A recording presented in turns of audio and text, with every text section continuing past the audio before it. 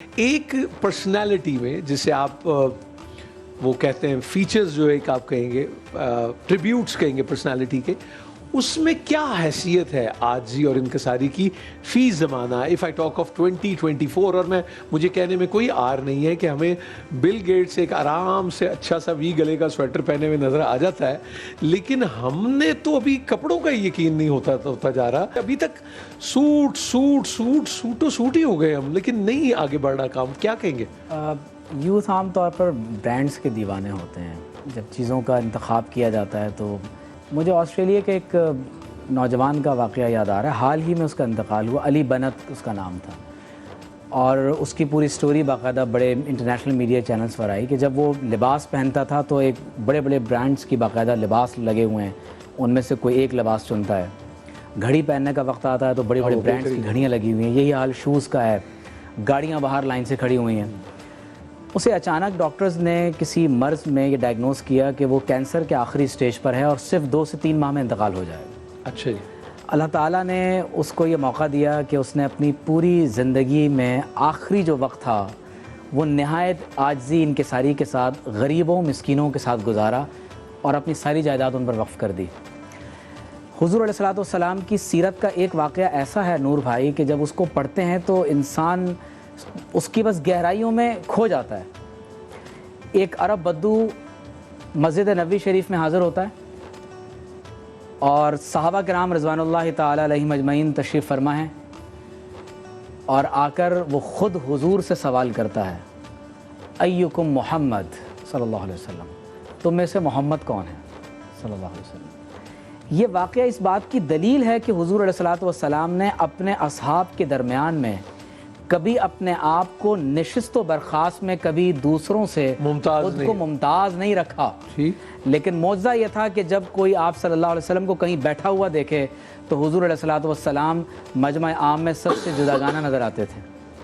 حالت سفر میں ہیں تو سفر میں ایک مرتبہ جب رات کو پڑاؤ ڈالنے کی باری آئی تو کسی سے کہا کہ آپ کسی جانور کو تلاش کریں، کسی سے کہا کہ تم جانور کو ذبح کرو گے، تم کھانا پکاؤ گے، اور اپنے لیے ارشاد فرمایا کہ علیہ جمع الحطب، کہ تمہارے کھانے کے لیے لکڑیاں میں جمع کروں گا. بیٹھا ہے چٹائی پہ مگر عرش نشین، لکڑیاں میں جمع کروں گا. اور جب غزوہ بدر کے موقع پر سواریاں کم ہیں تو یہ طے پایا کہ 3 افراد ایک اونٹ پر سوار ہوں گے. تو حضرت علی المرتضیٰ رضی اللہ تعالیٰ عنہ، حضرت ابو لبابہ رضی اللہ تعالیٰ عنہ حضور علیہ الصلوۃ والسلام کے ساتھ اونٹ پر سواری ہونے کی ان کی باری آتی ہے، وہ منتخب کیے جاتے ہیں. تو دونوں صحابہ حضور علیہ الصلوۃ والسلام سے عرض کرتے ہیں کہ یا رسول اللہ صلی اللہ علیہ وسلم، آپ اونٹ پر سوار ہو جائیں اور ہم خادم کے طور پر چلتے ہیں.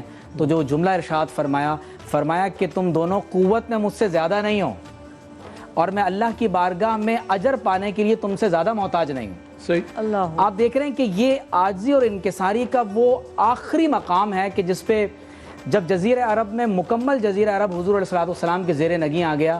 آپ علیہ الصلوۃ والسلام اپنی افواج کے سربراہ بھی ہیں، ملک کے سربراہ بھی ہیں، سیاسی مدبر بھی ہیں. تمام تر صفات حضور کی ذات اقدس میں جمع ہو گئیں، اور اس وقت آپ صلی اللہ علیہ وسلم وصال سے پہلے فرماتے ہیں کہ اگر میں نے پوری زندگی میں کبھی کسی کے ساتھ کوئی ایسا کام کیا کہ وہ آج بدلہ لینا چاہتا ہے تو میں اپنے آپ کو پیش کرتا ہوں. صحابہ کرام لرز اٹھے. تو ایک شخص کھڑا ہوا کہ یا رسول اللہ صلی اللہ علیہ وسلم، آپ ایک مرتبہ جنگ کے دوران جب صفیں درست فرما رہے تھے تو میری پشت پر آپ کی چھڑی مبارک لگی تھی، تو مجھے آج بدلہ چاہیے. حالانکہ جہاد کے دوران اگر کسی کو چھڑی ماری بھی جائے تو یہ تعدیب ہے، اس کے لیے تو آپ صلی اللہ علیہ وسلم نے فرمایا کہ آئیں اور مجھ سے بدلہ لے لیں. صحابہ کی چیخیں نکل گئی کہ آج کیا ہونے جا رہا ہے. اللہ اکبر. تو وہ شخص آگے بڑھا اور کہا کہ یا رسول اللہ صلی اللہ علیہ وسلم، اس وقت میرے بدن پر قمیص نہیں تھی. اللہ اکبر. آپ صلی اللہ علیہ وسلم نے اپنی قمیص کو بھی اٹھا دیا. صحابہ کرام روتے رہے کہ یہ شخص کیا کرنے جاتا ہے. انہوں نے آگے بڑھ کر آپ صلی اللہ علیہ وسلم کی مہر نبوت کو بوسہ دیا اور عرض کی یا رسول اللہ صلی اللہ علیہ وسلم، میں چاہتا ہوں کہ میں جہاد میں اگر شہید ہو جاؤں تو آج آخری مرتبہ آپ کے جسم مبارک سے میرا جسم. بچپن سے ہم یہ سن رہے ہیں اور آج میں نے بڑی دیر بعد یہ بات سنی. اور کراچی کی اگر میں بات کروں، لوگ ڈبل کیبن کے حوالے سے پہچانے جاتے ہیں. وہ ایک سمبل بن گئی ہے. فون ایک سمبل ہے، آپ کے گارڈز ایک سمبل ہیں، آپ کا لباس ایک سمبل ہے، آپ کا فون سیل فون ایک سمبل بن گیا.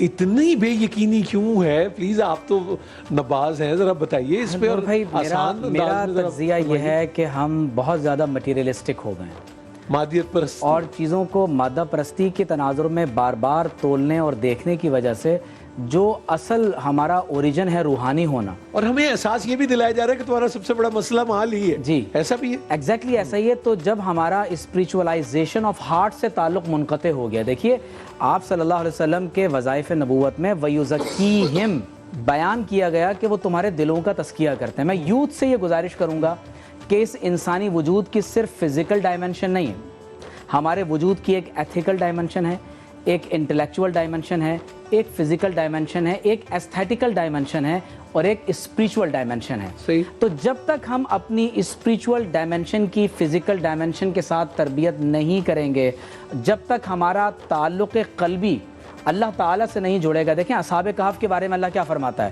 وہ چند نوجوان ہیں جو اپنے ایمان کی حفاظت کے لیے وہ غار کی طرف چلے جاتے ہیں، تو اللہ تعالیٰ فرماتا ہے کہ وَرَبَطْنَا عَلَىٰ قُلُوبِهِمْ إِذْ قَامُوا، جب وہ میرے راستے میں کھڑے ہو گئے تو میں نے ان کے دلوں کا رابطہ اپنے آپ سے کر لیا. میرے راستے میں کھڑے ہو گئے. تو جب یہ اللہ تعالیٰ سے دلوں کا رابطہ ہو جاتا ہے، اس کے لیے تنہائی ضروری ہے. اور میں یہ ریکمنڈ کروں گا کہ آج جو نوجوان کے پروگرام دیکھ رہے ہیں اپنے آپ سے 2 سوال ضرور کریں کہ تمہاری زندگی کا مقصد کیا ہے. کہیں ایسا نہ ہو کہ بے مقصد زندگی ہو، میننگ لیس ہو، اور وہ زندگی جو بے شعوری میں ہوتی ہے، بے مقصد ہوتی ہے، شعوری موت واقع ہو جاتی ہے. اللہ اکبر. تو پہلا سوال یہ کہ ہماری زندگی کا مقصد کیا ہے. صحیح. اور دوسرا سوال یہ ہے کہ ہم آئیڈیلائز کسے کرتے ہیں. اگر یہ 2 چیزیں آج ہم اپنے لیے متعین کر لیں، آسان ہو جائے گا. اس کو کہتے ہیں انٹراسپیکشن، کہ آپ انٹرنل ڈیٹا کو آپ ایگزامن کر رہے ہوتے ہیں. تو اگر ہماری یوتھ آج اپنی منزل کا تعین درست طور پر کر لے، آئیڈیلز کو صحیح طور پر طے کر لے اور اپنے وجود کی اسپریچول ڈائمنشن کی طرف زیادہ توجہ دیں، اور اس کے لیے پہلا قدم کیا ہے؟ جی پہلا قدم توبہ ہے. ٹھیک. پہلا قدم اللہ کی طرف رجوع کرنے کا، ندامت کا اظہار ہے. اور یہ ندامت کے لیے ہمیں کسی کنفیشن کی ضرورت نہیں ہے کہ ہم کسی کے پاس جا کر کوئی انڈلجنسز چاہیں. بس ذرا برابر بھی انسان اپنے دل کی طرف متوجہ ہو جائے تو یہ دل اللہ کی بارگاہ میں حاضر کر دیتا ہے. اور پروفٹ ان لاس کے تصور کو چینج کریں. اقبال کا صرف ایک میں شعر یہاں کہوں گا. اقبال نے کہا تھا کہ برتر از اندیشہ سود و ضیاء ہے زندگی، ہے کبھی جاں اور کبھی تسلیم جاں ہے زندگی. اس دنیا کو آپ سے مادی پروفٹ اینڈ لاس کے پیمانے میں کبھی نہ تولیں. کبھی زندہ رہنا زندگی ہوتا ہے اور کبھی اس کے لیے جان دے دینا زندگی ہوتا ہے. سبحان اللہ.